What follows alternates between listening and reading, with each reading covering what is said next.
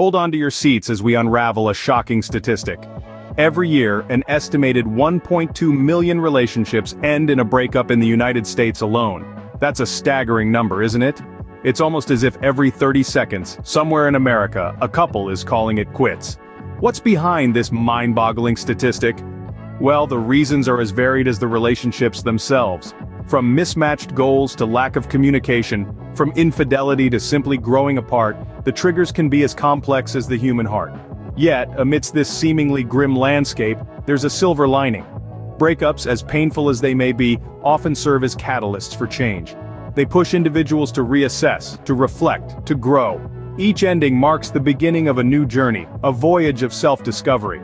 As surprising as it may seem, breakups are a common part of life, and they often lead individuals on a path of self-discovery. Ever wondered what relationship experts or psychologists have to say about breakups? Well, you're in the right place. Relationship breakups, as we know, can be emotionally devastating. The emotional trauma one goes through can mirror the feelings associated with more severe types of grief. This is something experts in the field of psychology and relationships have long acknowledged. The end of a relationship can lead to a significant impact on an individual's mental health, leading to feelings of sadness, loss, and even depression. Understanding and identifying signs of a potential breakup is essential. According to experts, changes in communication, frequent disagreements, feelings of dissatisfaction or unhappiness, and a lack of desire to spend time together can be signals of a potential breakup. These signs do not necessarily mean a breakup is imminent, but they do indicate that there may be issues that need addressing. It's important to remember that it's okay to feel hurt after a breakup.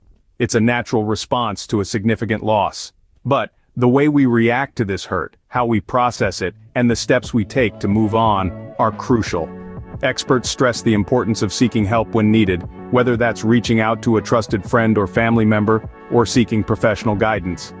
As our experts suggest, recognizing the signs of a potential breakup early can help in mitigating the emotional impact. But remember, it's okay to feel hurt, and it's crucial to seek help when needed. Moving on from a breakup isn't easy, but self-care can make a world of difference. Self-care is like a healing balm for the soul, a way to soothe the wounds left by a broken relationship.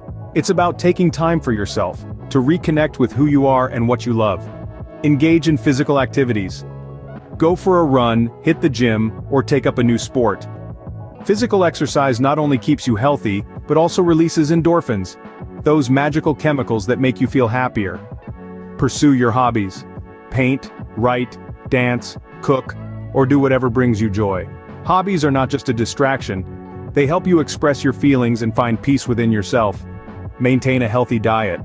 Yes, those comfort foods might seem tempting, but remember that your body needs proper nutrition to cope with stress, and remember it's okay to take it slow. Healing takes time, and that's okay.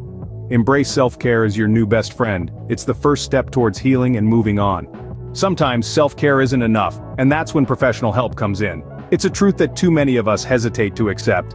But let's face it, breakups can be tough, and navigating the stormy seas of heartbreak alone can sometimes feel like an insurmountable challenge. That's where professionals like therapists and counselors come in.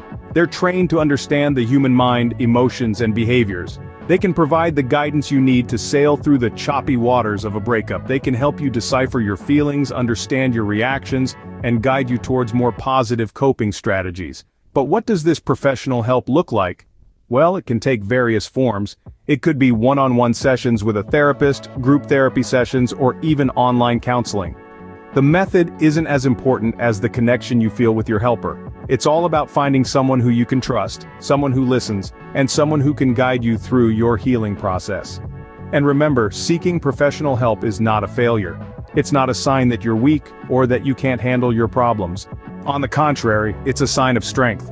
It shows that you're brave enough to face your challenges head-on, and wise enough to know that sometimes, we all need a little help. Remember, seeking professional help isn't a sign of weakness. It's a courageous step towards healing and rediscovering your worth, so never hesitate to reach out when you need it.